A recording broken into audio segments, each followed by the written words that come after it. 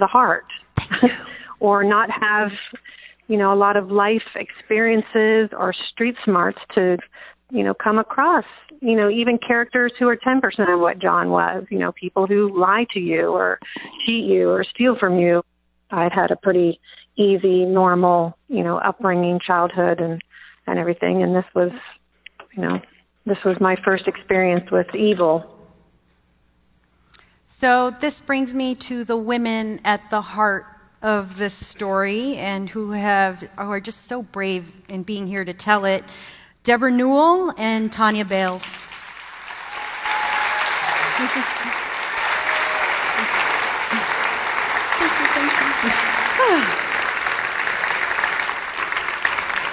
Thank you for being with us. You're welcome. So I wanted to start with a question from a reader, and I think it's a question I have too, which is, why has it been important to you to tell the story, that to speak out? It could not have been easy to reveal all of these intimate details about your life. Go ahead. Okay. Well, it's not that I'm psychic or anything, but I've known for more than a decade that this was not going to end well. And it was important for me to tell the story and to participate with Chris Goffard, who I came to trust and thought that he would do a good job. And it was important for me to participate because I wanted it to be told right. And on a maybe selfish level, it validated what I had been through. It's not something that in casual conversation, if someone asks you about it, you can adequately describe the story in less than 5 hours. Yeah. Which is what it took. Yeah. What about you, Debra? Why was it important for you to talk about it? Well, I put my dirty laundry out there, which was not fun. I'm sure. Yeah, but I felt that maybe I could be there for other women that have gone through this.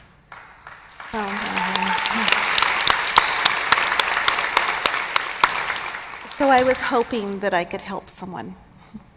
Terrific. Which brings me to another question for you, Debra. I feel like, we talked about with the expert panel earlier, the question of shame and women coming forward, that from the outside, these can be really easy cases to judge. Why didn't you leave? Why didn't you do this? But, part of Meehan's MO, John Meehan's MO, was that he was very charming. And I remember having a conversation with you, and you told me, what people see is that minor percentage of his life, of our daily life, that ended up being devastating. So I'd love to get a sense from you of, what was your daily life like that would make sort of some of the weird things that maybe you were seeing and hearing seem not real? Well, like she was saying earlier, it was too good to be true. From the moment I met him, he was very attentive, and he would do everything. I shouldn't say everything, but he treated me like a queen. And I think he lured me in, he listened to me, everything that came out of his mouth he seemed very intelligent, he seemed very into his children. He was successful. Just the fact that he had gone, what he told me was Doctor Without Borders. To me, that was very heroic. And that he'd been in Iraq, right? Yes, with Doctors Without Borders. Exactly. So here I am listening to this story thinking, wow, I've met a pretty decent guy. Yeah. And as Chris says, with enough of the legal lingo and medical lingo to make it seem very real. Because I imagine in Newport Beach one meets doctors here and there. It seemed believable. I guess so. Tonia, I wanted to ask you, when did you get an inkling that John wasn't quite who he had told you he was? I think the only inkling that I got that he wasn't who I thought he was probably in the first 6 months that we were married. I went to his desk looking for some sort of supply, and I came across a picture of him. And the picture looked like a school photo, and it was dated, he would have been like 3 years old, because I thought he was born in 1964, and I'm going to say the photo may have said 67, and it looked like a school photo. But I was young, I didn't have any nieces or nephews, I didn't really know what age children, looked like. But I do remember having a visceral feeling at that moment, looking at that picture like something might not be right. For whatever reason, I put the picture back. I never said anything. Mm-hmm. Because everything else seemed okay. Everything else seemed okay. It can't be what I'm seeing, Yeah. But it really wasn't until, and a lot of people don't realize this, that he left me. They think I left this terrible person. No, he was leading a double life with another woman in Michigan, and it really wasn't until he left me that I got strong and brave enough to start seeking some questions, some thoughts that had been in my head, and I found his mother, who I'd never met, and I called his mother, and she said, I knew you would call me one day, and she's really the one who laid it out for me, about his age and his deceit and a drug use and a prior arrest, and I learned a lot that day. And then did you confront him with it later? I did, not immediately, but soon after. Mm-hmm. And, that's really was a turning point where it got ugly for me. Yeah. Yeah. I mean, I think what made it challenging in listening to both of your stories is how quick he was with responses whenever you asked about, like, was there ever a time when you asked about something that didn't quite make sense and he was just like... Within time. Sure, because he would mix his stories up a little bit. Oh. And I'd say, wait a minute, I thought you said this. And he would have an answer. So. And the answers always sounded plausible. Yes. Hmm. What has been the most important thing that you've learned through this ordeal? I mean, I think one of the things that we want to talk about is almost like looking back and then also looking forward, thinking about the other women who might be facing situations such as this. What have you learned from it, and what do you want to pass on?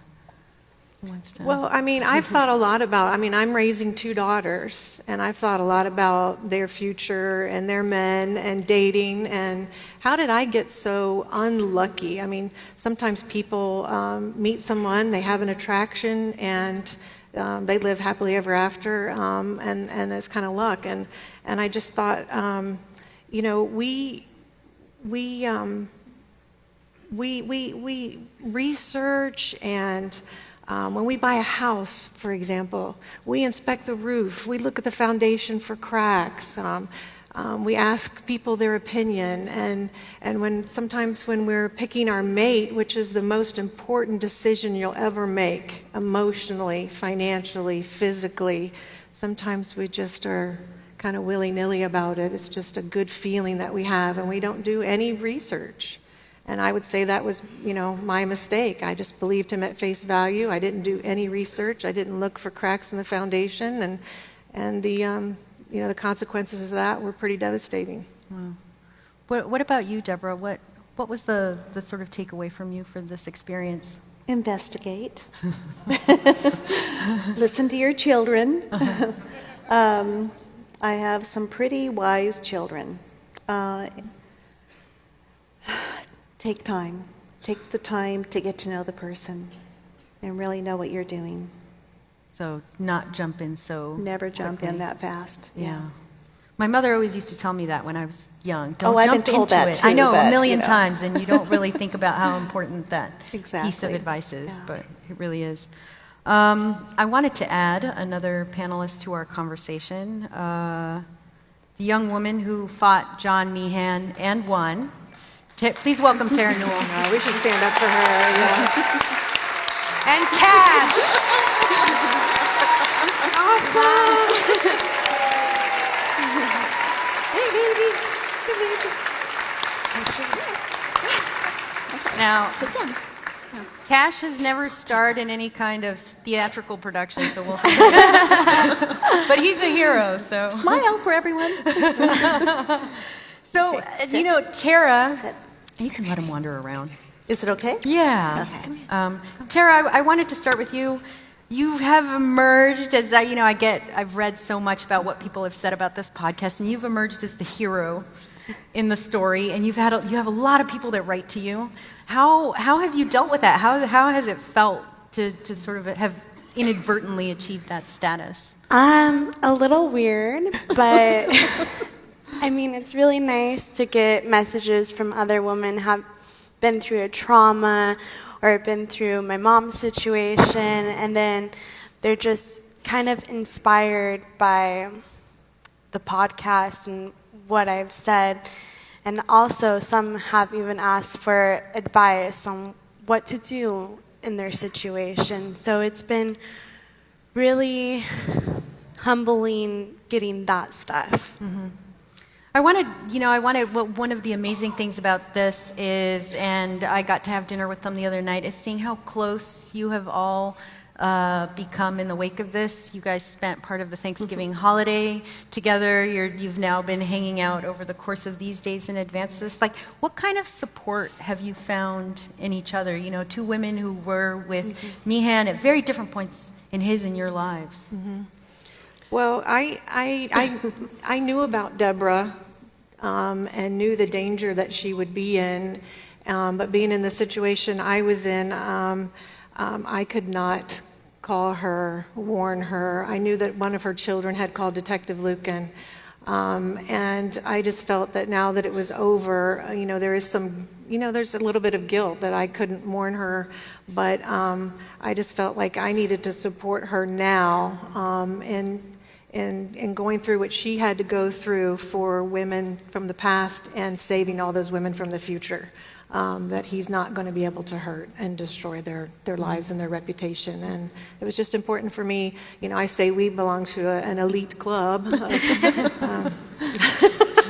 And you said earlier we're the bookends. And we're the bookends. We're the bookends. I was the first and she was the last as far as we know.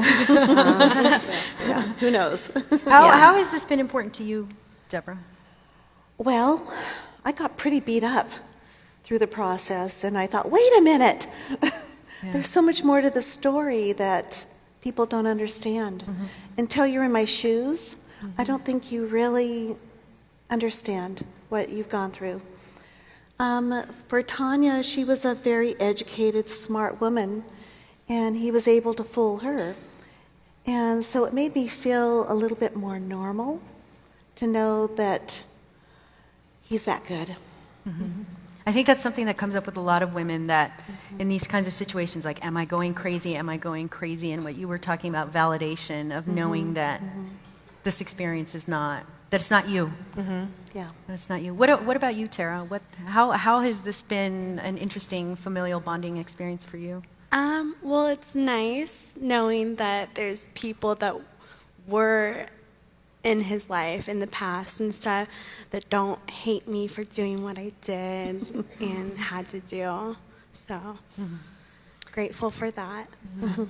And actually, I mean, over the course of this weekend, you guys made it seems that with every time Meehan comes up, a new discovery is made, and you made a new discovery this weekend just in simple conversations. So, I think it was with Jacqueline. With Jacqueline, Jacqueline your brought daughter. it up. Yeah, she's out here somewhere. Yay! So tell me a little bit about the discovery that you made. Well, we were out to dinner the first night. Debra took us out to a nice restaurant, and Jacqueline, who I think Jacqueline started this ball rolling, and she's a true hero too. I mean, we're up here, but she deserves a lot of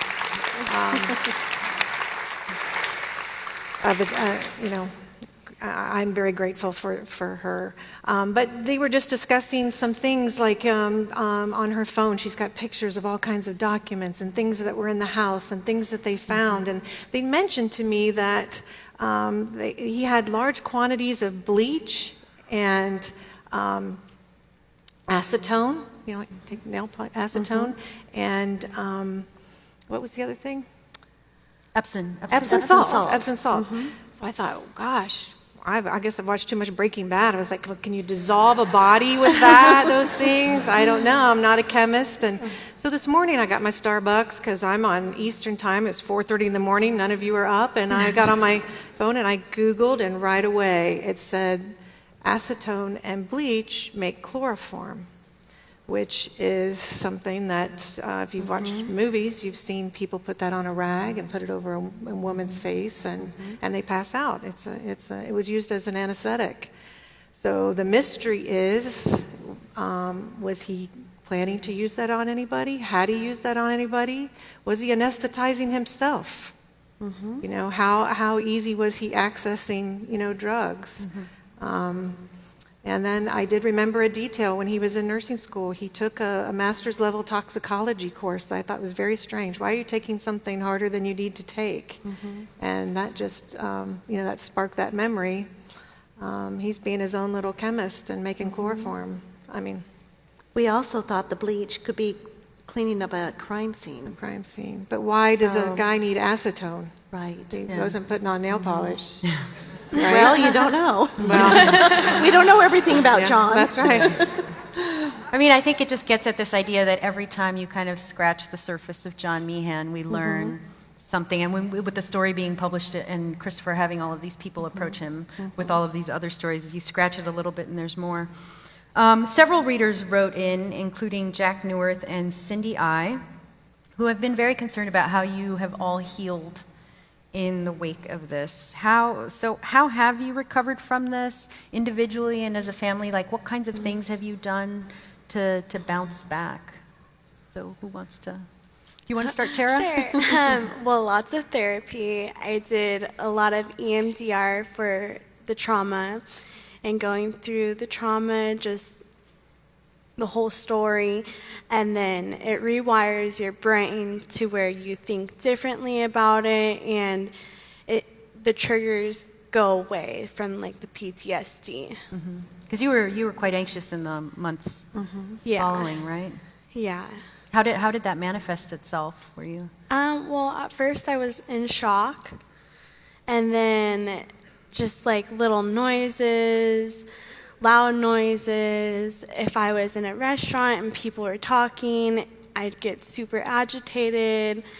I didn't want to be there. I would break down and cry a lot. It was such a process. Barking of a dog? Oh, yeah. Barking with the dog at the dog kennel. I couldn't work. I would just have meltdowns. Wow. What has been an important part of this process for you, Tonia? Well, a couple of things. One, sharing my story, I've gotten tremendous support. Everybody has a story. It might not be the same as yours, but people share their story. When they know that your life isn't perfect anymore, they're more willing to share maybe a side of themselves, and so that support. But I think the main thing, or one of the main things, was I had to forgive myself. I had to forgive myself for, not listening to my brain, not listening to some of those things, for not choosing a better father for my children, which is kind of strange because I wouldn't have those children without him. And I did replace him with a great man I've been with for 14 years, who's been a wonderful father. Yeah. Shout out to Augie. Yeah. What about you, Deborah? What have you personally done? Well, in the wake of this? I had guilt like you wouldn't believe. It was hard. It was really hard. Sorry. It's okay. It's a little bit more raw for Deborah. Yeah, I've had more time. Yeah. I mean, I think it just gets. Sorry. It's okay. It's okay. I think it just gets at the idea. Yeah. I mean, for us, the fact that you spent as much time talking to Christopher as you did, and coming here tonight and being willing, facing an audience and being willing to talk about this. Okay, I'm ready to answer. Very personal story, I think, is remarkable. Yeah, the guilt was, again, horrendous. I wanted to educate myself on trying to understand what was the truth and what was a lie with John. And so I reached out to his family, which was important. I reached out to others. I learned about sociopaths, psychopaths. I just wanted to understand the whole process. Why me? Why did I go through this? I feel that I just adore my kids and appreciate the fact that here we are and that she's alive. Yeah. And he targeted, we were both targets. And, she needs to forgive herself too, but it's not gonna happen overnight. Yeah. It takes time. It takes time. Thank you so much for Oh, being you're here welcome. tonight. Please, please, please give them a huge round of applause.